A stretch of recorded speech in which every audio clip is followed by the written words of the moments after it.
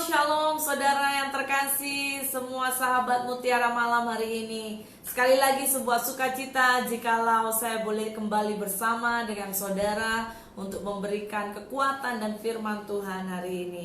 Biar setiap kita akan belajar akan kebenaran firman Tuhan hari ini. Saudara, mari kita akan berdoa dan biarlah anugerah Tuhan menyertai kita.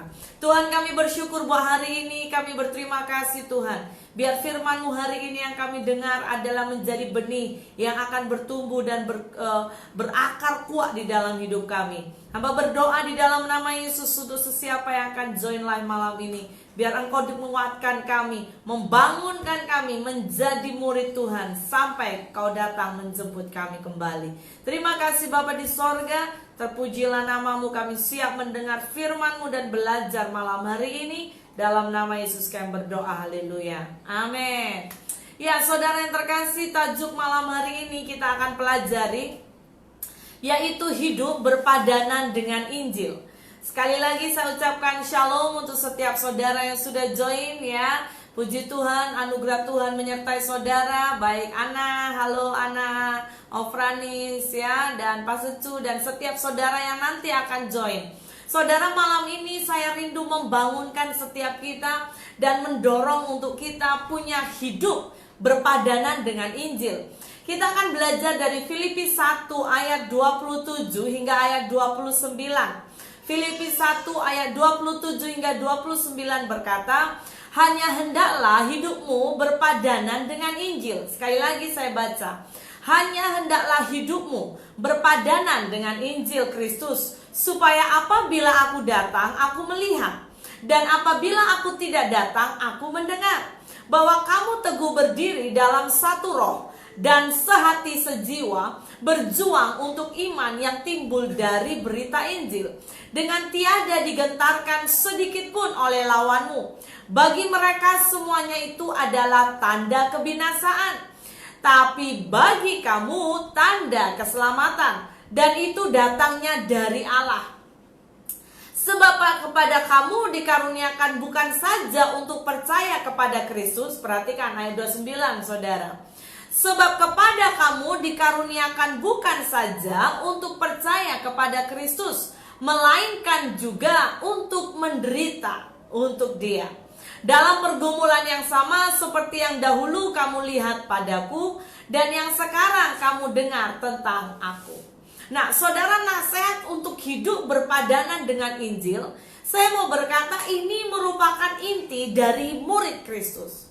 Jika kita menjadi murid Kristus, maka firman ini harus terjadi dalam hidup kita. Ada amin saudara? Sebagai murid Yesus, kita harus hidup ya berpadanan dengan Injil. Secara khusus ya, kata berpadanan, saya mau saudara pahami bahwa kata yang dipakai Paulus hari itu memakai kata dari akar kata axios.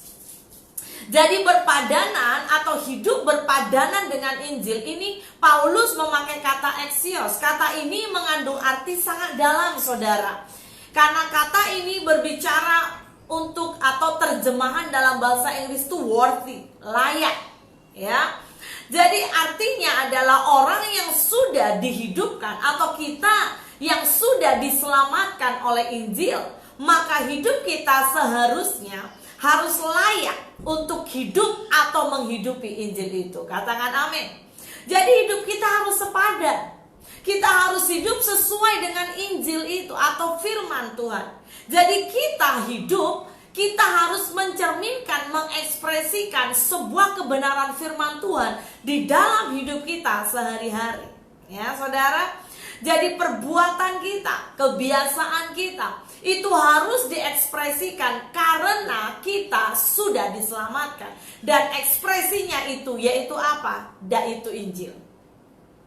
Ya, sebab apa? Sebab jika tidak, saudara perhatikan di dalam Alkitab membahas kalau kita tidak hidup berpadanan dengan Injil, maka kita akan dipanggil menjadi seteru Allah.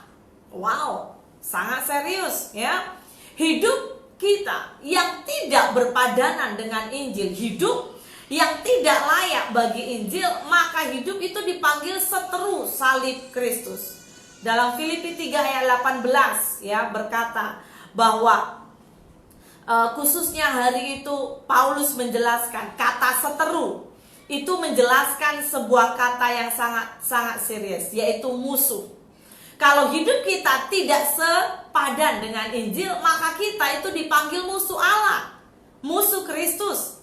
Saudara, sebagai musuh Kristus, saya mau berkata, gambaran musuh Kristus adalah orang-orang yang memiliki kehidupan itu mementingkan diri sendiri, bahkan memiliki ciri-ciri kehidupan yang sering melakukan atau menghidupi kedagingan.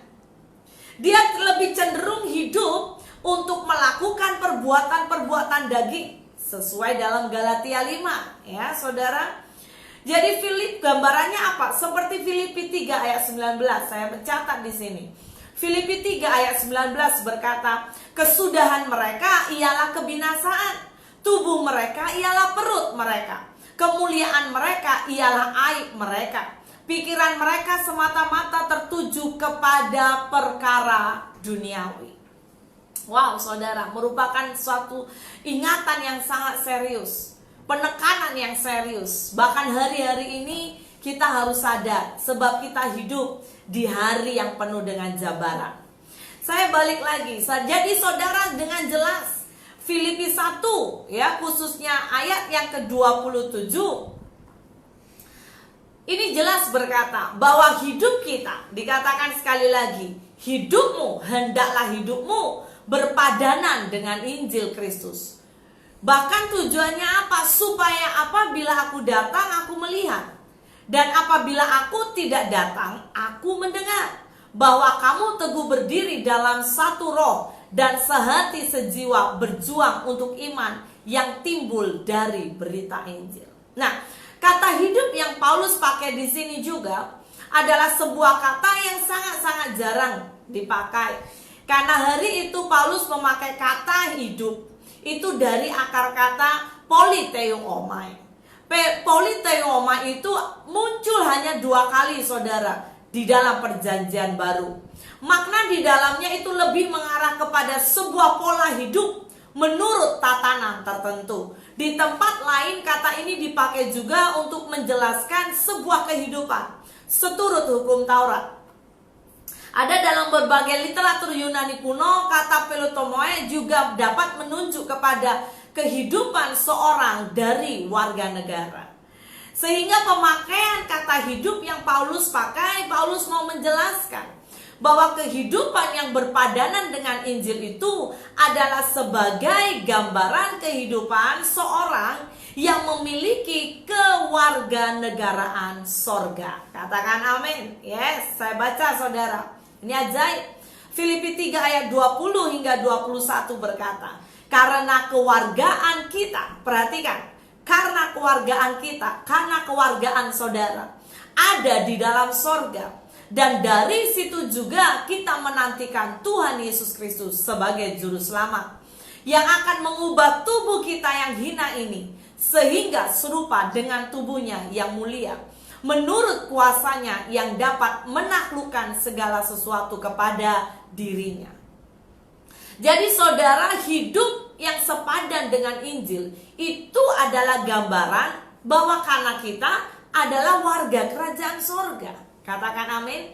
Kita yang sudah ditebus oleh darah Yesus, Anda yang sudah ditebus oleh darah Yesus, engkau yang punya identiti warga kerajaan sorga, maka hidupmu harus sepadan dengan Injil. Yes. Dan ketika kita sudah menyadari itu, maka saya percaya betapa kita hidup harus hati-hati. Nah, mari kita akan masuk lebih dalam. Bahagian apa saja dan dalam hal apa saja hidup kita bisa sepadan dengan Injil. Jelas memang kebiasaan dan perbuatan hidup kita harus sesuai dengan firman Tuhan.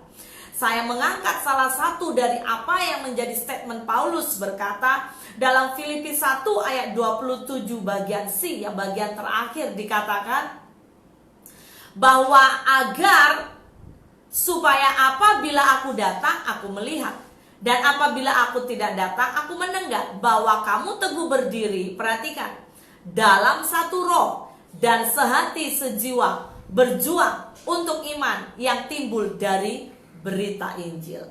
Penggunaan kata sehati sejiwa dan bersama-sama berjuang itu secara jelas menunjukkan bahwa Paulus hari itu sedang memikirkan sebuah community atau gambaran dari sebuah kelompok jemaat. Ya, Paulus berbicara bukan untuk kepada satu orang, tetapi hari itu Paulus berbicara itu tentang gaya hidup gereja, bukan perorangan. Jadi sebuah perjuangan demi Injil adalah tanggung jawab dari semua jemaat. Ada amin saudara? Sebuah penjangkauan jiwa, berbicara jiwa-jiwa itu tanggung jawab semua umat percaya, orang yang sudah diselamatkan. Berbicara gereja, tanggung jawab umat Tuhan dalam gereja. Bukan hanya pastor, bukan hanya tim misi atau tim penginjilan, tetapi tanggung jawab semua orang yang sudah diselamatkan. Katakan amin. Yes. Jadi saudara, kita harus punya hati untuk jiwa-jiwa. Ya, saya lanjutkan. Dan pada saat berjuang bersama-sama, kesatuan, Paulus menekankan kesatuan itu harus ditekankan. Seringkali kebersamaan tidak disertai dengan kesatuan, ya saudara. Ada gambaran bahwa orang bisa berjalan bersama-sama tetapi tidak ada unity, tidak ada kesatuan. Itu biasa. Tetapi Paulus mau menekankan di dalam sebuah gereja, kesatuan itu sangat penting. Di dalam sebuah umat Tuhan, kesatuan itu sangat penting. Katakan amin. Ya, semakin banyak, kadang-kadang orang berpikir, wah semakin banyak orang identik dengan banyak masalah. Sebab apa? Karena tidak ada kesatuan. Jadi saya mau berkata umat Tuhan, ya, dimanapun Anda berada, siapapun engkau yang sedang live, dari golongan gereja manapun engkau, saya mau berkata, sebuah kesatuan dalam gereja adalah hal yang sangat penting. Paulus menekankan berpadanan Injil atau hidup yang berpadanan dengan Injil itu juga harus diekspresikan, memiliki atau punya unsur sebuah kesatuan dalam gereja. Kesatuan itu harus mengikat sebuah kebersamaan, saudara. 1 Korintus 12 ayat 12 berkata, karena sama seperti tubuh itu satu dan anggota-anggotanya banyak, dan segala anggota itu sekalipun banyak merupakan satu tubuh, demikian pula Kristus. Ayat 14 berkata, karena tubuh juga tidak terdiri dari satu anggota, tetapi atas banyak anggota. Andai kata kaki berkata, karena aku bukan tangan, aku tidak termasuk tubuh, jadi benarkah ia tidak termasuk tubuh?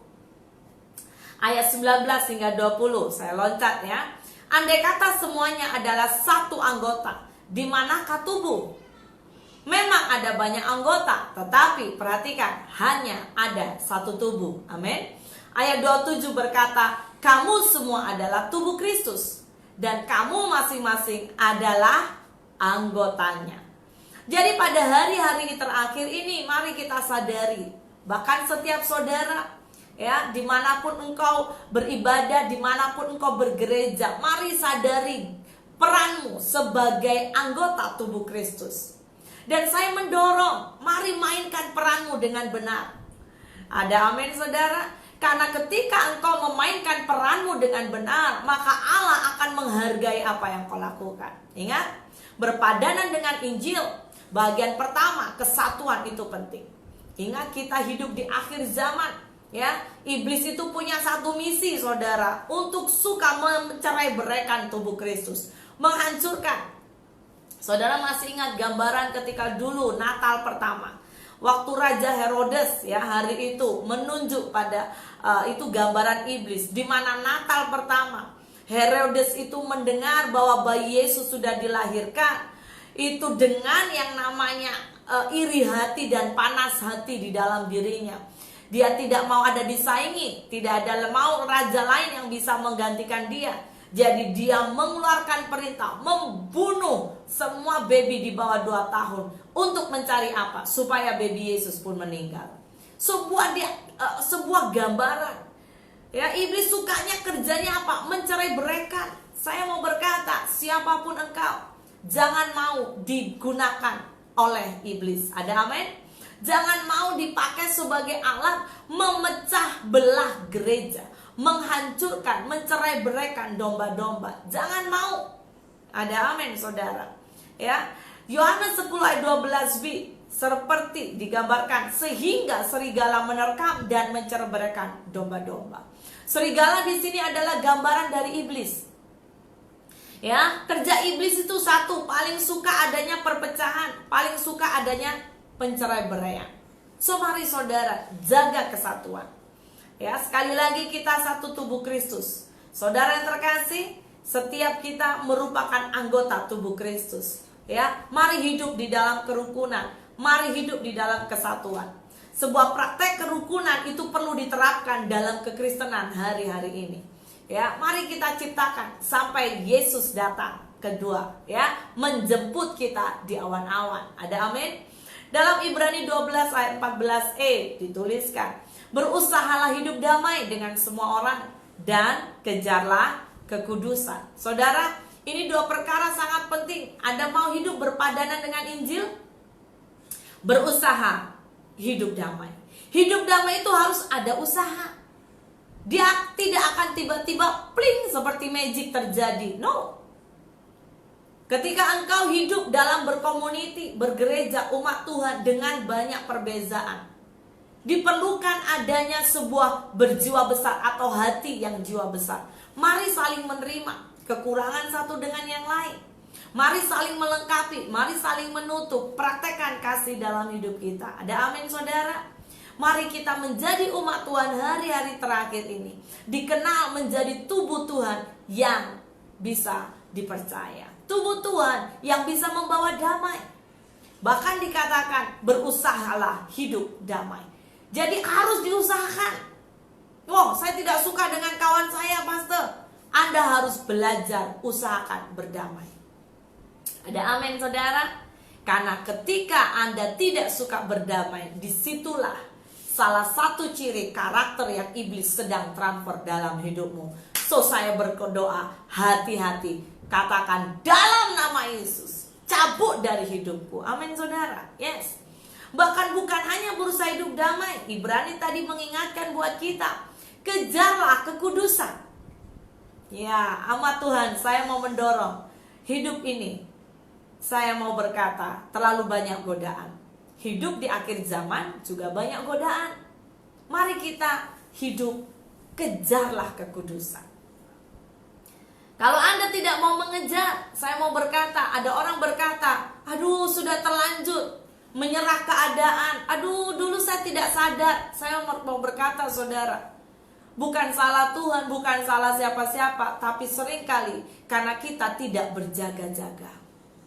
Mudah-mudi saya mau mendorong dimanapun kau berada, kejar kekudusan. Ada amin, saudara? Kekudusan itu harganya sangat mahal.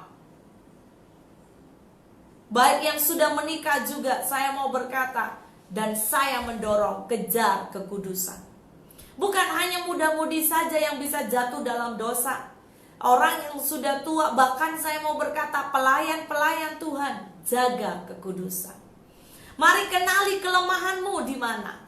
Mari kenali siapa dirimu. Semakin kita mengenali diri kita, kita jadikan diri kita semakin rendah hati. Kita semakin minta anugerah Tuhan, kekuatan Roh Kudus menolong kita tidak jatuh dalam dosa yang sama. Amin. So mari kita belajar, ya. Kita mau sambut Tuhan. Oleh karena itu jaga hidup kita berpadanan dengan Injil, menjadi pembawa damai, ya. Berusaha untuk damai dengan semua orang dan mengejar kekudusan sampai apa? Kita ditemukan menjadi mempelai Kristus. Bahkan motivasi kita juga, bagaimana kita punya motivasi memberitakan Injil, harus punya kerinduan. Jangan kita hanya menyuruh orang, kamu. Saya mau berkata, memberitakan Injil adalah tugas orang percaya. Ini adalah perintah Tuhan bagi setiap kita yang sudah diselamatkan. Ya, saudara, sikap bahkan dalam pelayanan, Paulus mengingatkan, jangan sambil berbantah-bantah. Ketika engkau melayani Tuhan, layani Tuhan dengan tulus. Ketika engkau ada diberikan Tuhan, beri kesempatan melayani Tuhan. Layani yang terbaik untuk Tuhan. Jadikan diri kita menjadi hamba yang sejati, hamba yang setia. Saudara ingat perumpamaan mengenai talenta. Pada hari terakhir nanti Tuhan bahkan akan menuntut pertanggungjawaban dalam hidup kita. Apakah kita bisa dipercaya dengan semua yang Tuhan berikan? Berbicara 5 talenta, 3 talenta, 1 talenta, berapapun talenta itu tidak hal yang masalah. Tapi persoalannya yang paling penting adalah apakah kita bisa dipercaya untuk menjadi hamba yang setia. Sampai kita bisa mendengar one day, saudara, jadikan kerinduanmu. Ini kerinduan saya juga. Kita mari berlari-lari sampai satu hari Tuhan akan berkata buat kita, sabaslah hambaku, ya, hambaku yang setia, masuklah dalam perjamuan anak domba. Wow, saudara, kemana engkau berada, saya mendorong, jadilah umat Tuhan yang berakal, setia. Ada amin, saudara? Setia kepada Tuhan, setia kepada gerejamu, setia dalam pelayanan. Jangan menjadi kutu loncat, loncat sana, loncat sini. Engkau tidak akan pernah bisa bertumbuh, berakar kuat. Ketika engkau menghadapi masalah, engkau mudah sekali loncat sana, loncat sini. Mari kita belajar menjadi pribadi yang berakar. Sebagai layaknya hamba yang sejati, mari jadikan dirimu menjadi hamba yang sejati. Filipi 1 ayat 15 hingga ayat yang ke-17 berkata, ada orang yang memberitakan Kristus karena dengki dan perselisihan, tetapi ada pula yang memberitakannya dengan maksud baik. Mereka ini memberitakan Kristus karena kasih, sebab mereka tahu bahwa aku ada di sini untuk membela Injil. Tetapi yang lain karena kepentingan diri sendiri dan dengan maksud yang tidak ikhlas. Sangkanya dengan demikian mereka memperberat bebanku dalam penjara. Nah, saudara, Paulus dengan jelas, jangan melayani Tuhan dengan berbantah-bantah. Jangan kabarkan Injil dengan perselisihan, perbantahan. Mari belajar hidup menjadi benar-benar murid Kristus. Amin. Kedua, bagaimana kita bisa hidup berpadanan dengan Injil? Paulus mengingatkan pada ayat yang ke-28e tadi, agar kita tidak digentarkan oleh lawan.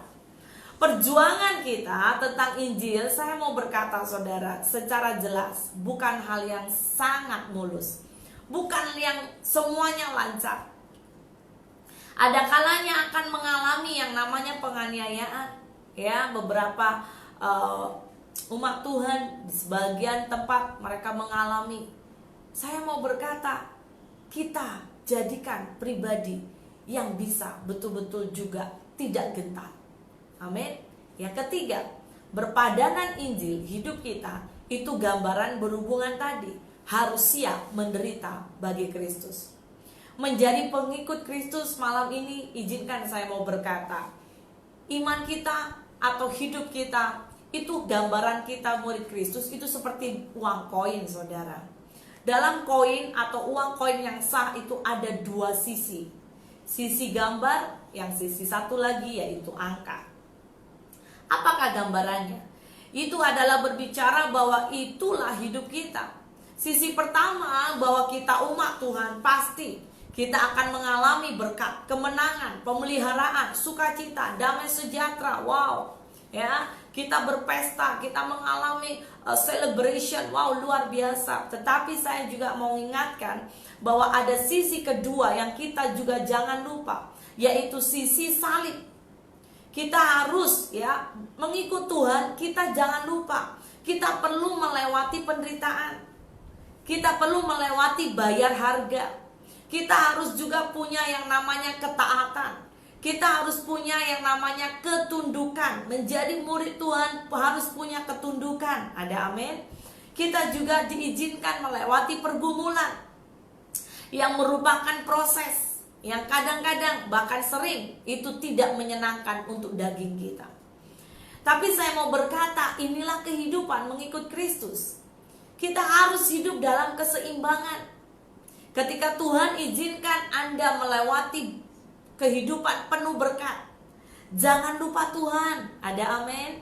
Anda yang dibawa Tuhan menikmati, mencicipi kenikmatan berkat Tuhan, ya, dalam hal mungkin harta, kenyamanan, kesehatan. Malam hari ini saya mau berkata, jangan sombong. Belajar mengucap syukur. Ada amin, saudara?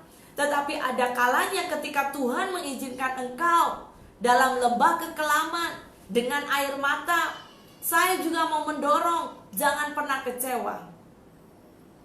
Jangan cepat tinggalkan Tuhan. Mari belajar bersyukur. Ada amin. Karena pada dasarnya sejak Tuhan menciptakan kehidupan ini, Tuhan bahkan membuat pemisahan. Saudara masih ingat dalam Kejadian, Tuhan memisahkan terang dengan gelap. Tuhan memisahkan daratan dengan lautan. Jadi ada banyak gambaran kehidupan ini yang kita tidak boleh memilih, saudara. Hanya yang senang saja. Oh, tidak bisa. Mari izinkan, pakai penderitaan yang Tuhan izinkan terjadi dalam hidup kita, mendidik kita, menjadikan kita dewasa. Ada amin? Menjadikan kita tough. Seorang anak yang tidak pernah hidup menderita, saya mau berkata, bahkan saya bisa menjamin, anak itu tidak akan tahan banting. Anak itu tidak akan ada kekuatan ketahanan di dalam dia. Sebab penderitaanlah yang sebetulnya membentuk kita menjadi pribadi yang sesungguhnya. Ada amin, saudara. Kalau saudara memahami Alkitab, ada banyak tokoh-tokoh Tuhan. Ketika mereka semakin dibawa jalan dekat dengan Tuhan, ujian yang Tuhan berikan bahkan lebih tidak mudah. Jadi mari kita izinkan hidup berpadanan dengan Injil. Banyak orang seringkali ya kecenderungannya lebih memilih sisi berkat, kelimpahan, kekayaan, ya, tanpa memandang atau berani menanggung sebuah tanggung jawab. Ya, ketika mendengar tanggung jawab, kecenderungan umat Tuhan sering menjauhi. Tetapi ketika berbicara berkat, kecenderungan manusia berlari-lari. Nah, mari kita belajar.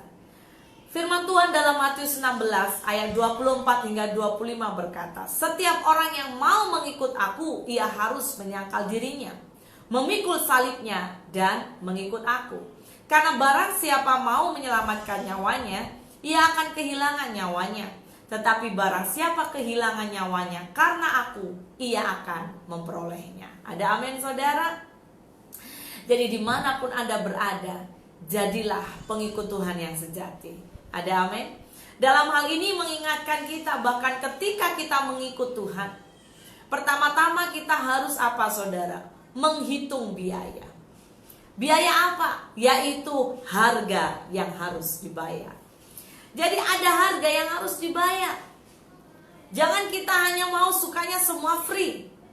Ya, saudara, saya sering ingatkan buat setiap orang yang saya didik bahwa yang free itu hanya satu, yaitu apa? Keselamatan. Yes. Yang lainnya kita perlu bayar. Saudara pergi ke toilet, ada beberapa tempat perlu bayar, betul? Jadi mari kita belajar untuk dewasa, berpikir dengan jernih, ya, memahami kehidupan ini dengan benar. Jangan kita hanya suka mau dinina bobokkan. Segala sesuatu kita suka menerima. Tapi mari jadilah pribadi umat Tuhan yang suka memberi. Ada amin. Memberi hidupmu, memberi waktu, memberi keuangan, memberi apa yang kau bisa miliki untuk kemuliaan Tuhan. Dan Tuhan one day akan jelas menyediakan upah bagi setiap orang yang berani bayar harga.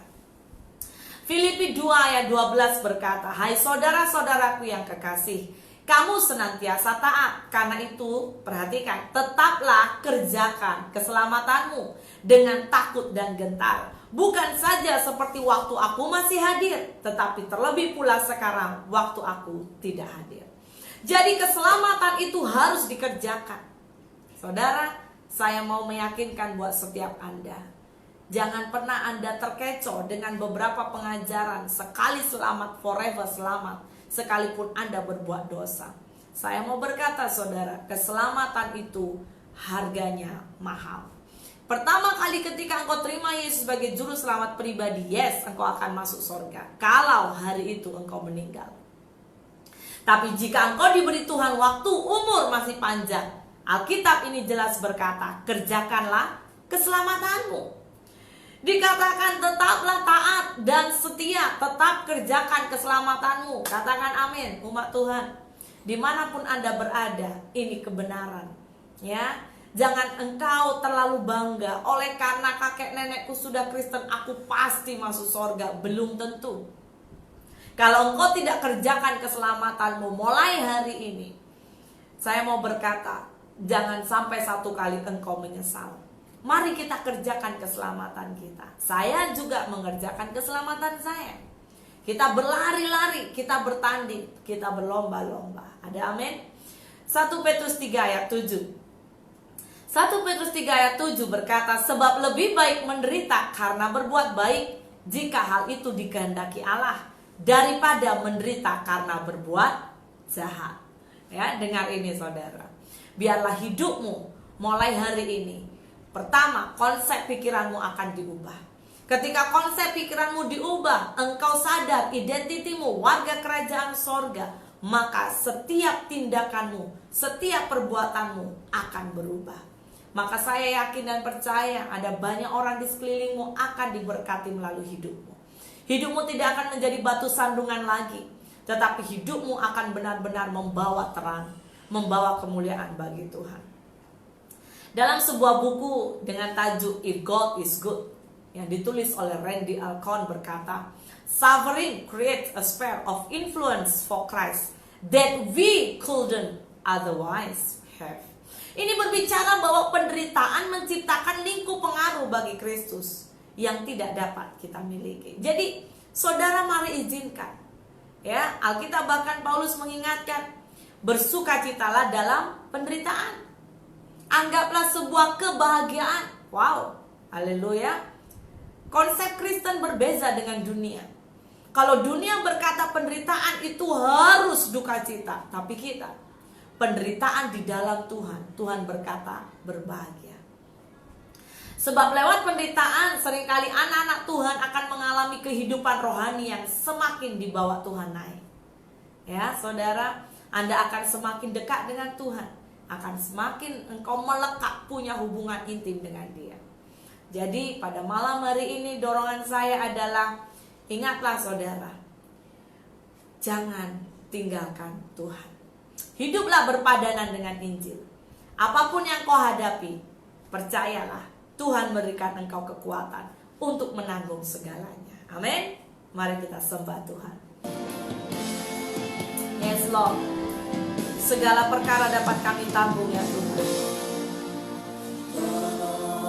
Dia selalu setia. Amin. Memenuhi keperluanku. Yes Lord. Tak pernah kau mengecewakan kami ya Tuhan.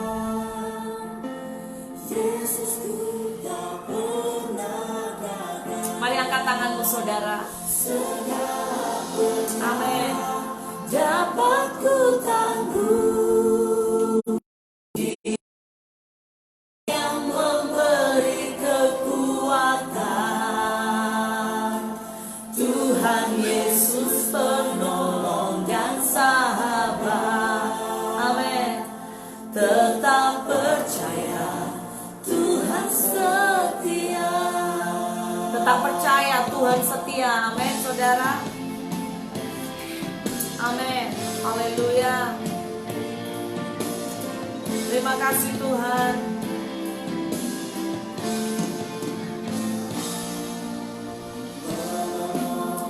Kiralaya shikarataya gorataya. Engkau penolong dalam hidup kami Tuhan. Engkau yang memenuhi keperluan semua anak-anakmu ya Bapa. Kecewakan, yes Lord, Yesusku tak pernah gagal. Segala perkara dapat ku tangguh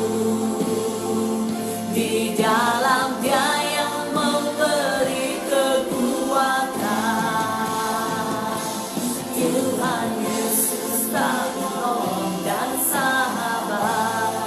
Tetap percaya, Tuhan setia. Amin. Segala perkara Tuhan dapat kami tanggung di dalam Engkau yang memberi kekuatan kepada kami, Tuhan. Tidalaya shikarataya kuralamaya sui. Tuhan, Engkau penolong dan sahabat kami, Tuhan. Terima kasih, Tuhan. Tidalaya shikaralamakaraya sikarataya. Oh, terima kasih, Tuhan. Jamah setiap anak-anak-Mu, Tuhan. Kuatkan mereka ya Bapa. Kiralaya shikarataya shi. Kiralaya sikiria karataya shi. Thank you, Lord. Thank you, Lord. Thank you, Jesus. Segala perkara dapat kami tanggung, Tuhan. Segala perkara dapat ku tanggung di dalam Dia yang memberi kekuatan. Tuhan Yesus penolong dan sahabat. Amin. Tetap percaya, Tuhan setia.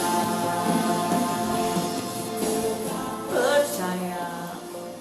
Thank you Lord, thank you Lord, thank you Lord, thank you Lord. Tuhan, terima kasih buat anugerah-Mu Tuhan. Terima kasih buat kekuatan-Mu. Hamba berdoa bagi semua umat-Mu Tuhan yang live. Siapapun di antara mereka yang sedang lemah, Tuhan kuatkan. Biarlah setiap mereka hidup di dalam Engkau Bapa, hidup berpadanan dengan Injil-Mu. Biar mereka menjadi terang dimanapun mereka berada. Biar kami Tuhan semua Engkau temukan menjadi hamba yang setia. Sampai Engkau menjemput kami di awan-awan. Apapun pergumulan kami percaya bahwa Engkau ada. Engkau menyertai. Engkau Immanuel di dalam hidup kami. Terima kasih Bapa di sorga. Terpuji nama-Mu. Dan keteraikan firman-Mu pada malam hari ini. Dalam nama Yesus kami berdoa, haleluya. Amin, amin. Tuhan memberkati saudara. Tetap berkemenangan dimanapun kau berada. God bless you. Dropshipping is dead.